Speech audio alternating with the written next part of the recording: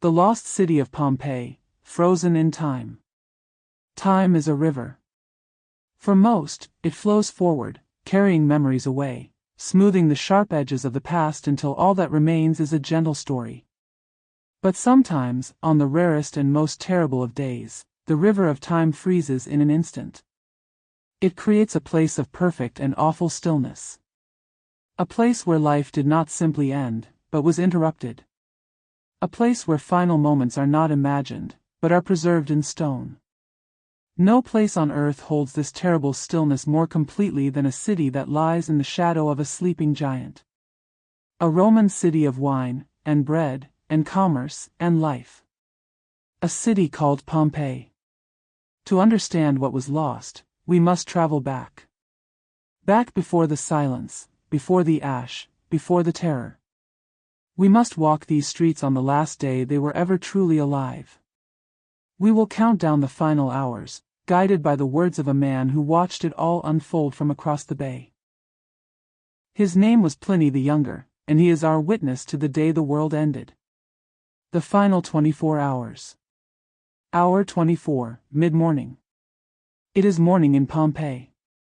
The sun shines brightly over the Bay of Naples. The air is warm, filled with the scent of baking bread from the city's 30 bakeries, and the smell of fermenting grapes from the vineyards that blanket the rich, dark soil of the mountain that looms over the city. The mountain. They call it Vesuvius. To the people of Pompeii, it is simply a feature of the landscape. A beautiful, green-flanked backdrop to their lives, its fertile slopes a gift from the gods. They do not know it is a volcano. The Latin word for it does not yet exist. Down in the city, life unfolds as it has 1,000 times before. In the forum, politicians debate and businessmen strike deals. In the taverns, wine is poured and dice are thrown. In the grand villas, wealthy families prepare for their midday meal, their slaves tending to the gardens and mosaics. Children are playing in the street.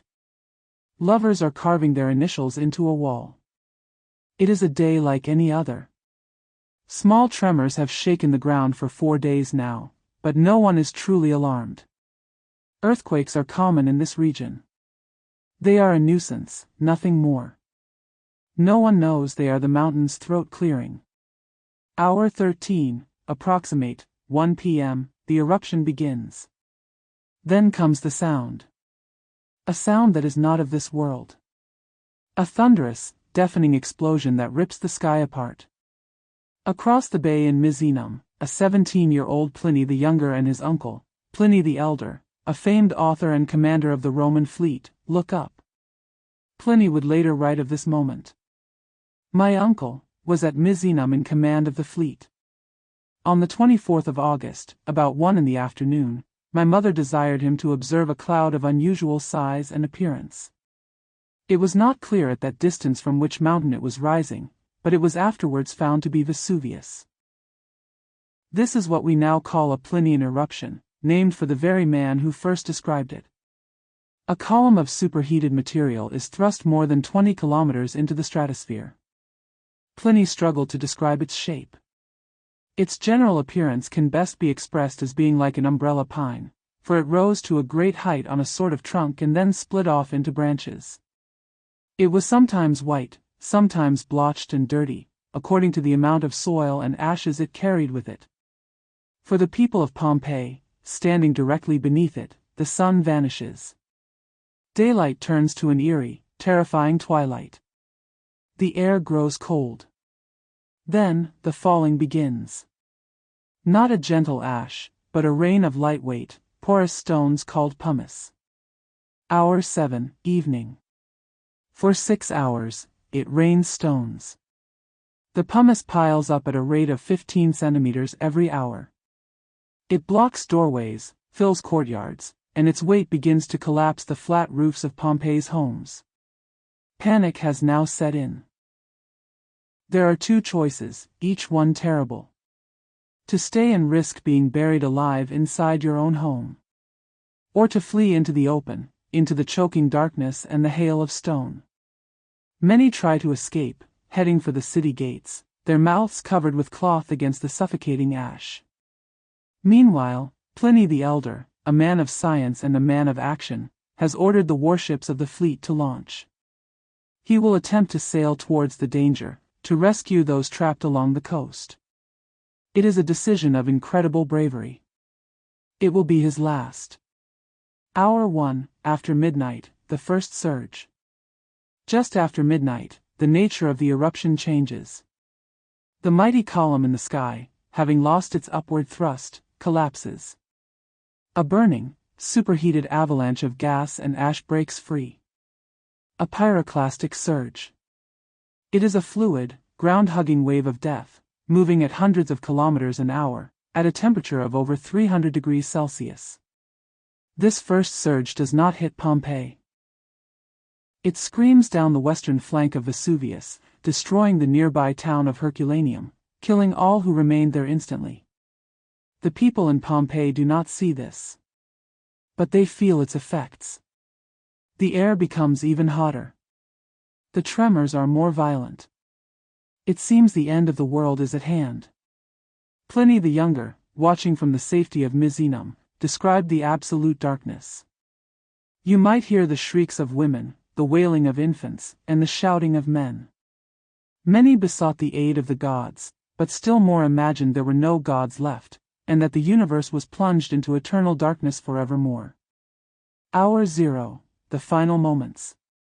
Between 6:30 and 7:30 in the morning, the fourth and deadliest surge erupts. This one does not miss. It is an unstoppable wall of ash, pumice, and poisonous gas, hotter than an oven, moving faster than a hurricane.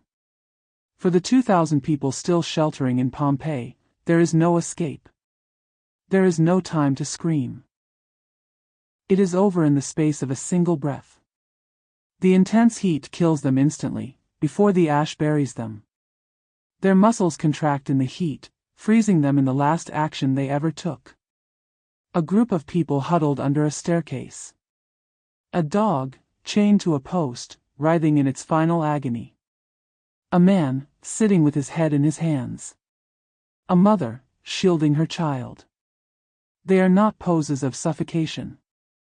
They are exposed to thermal shock. Life, interrupted. The city of the dead. For over 1,500 years, the city lay buried and forgotten under meters of hardened ash and pumice. Its name and location were lost to memory. When it was rediscovered in the 18th century, it was treated as a treasure chest to be looted. But in the 1860s, an archaeologist named Giuseppe Fiorelli made a discovery that would allow the dead to tell their own story.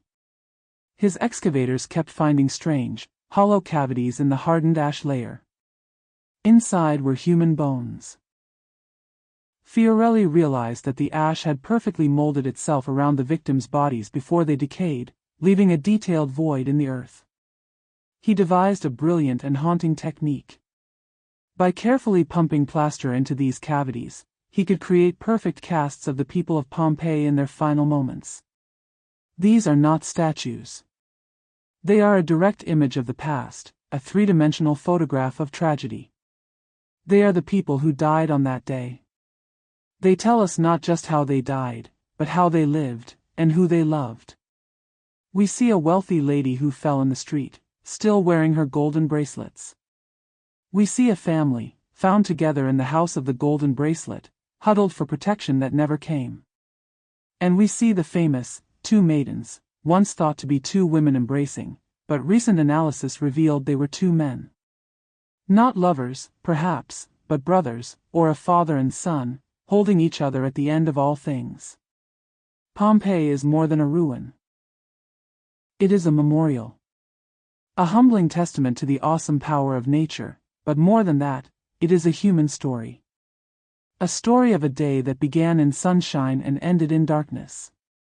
And in the silent forms of its victims, we are reminded that even when a civilization falls, and a city is erased from the earth, the echo of a human life, of a final, desperate gesture of love or fear, can be powerful enough to reach across the ages.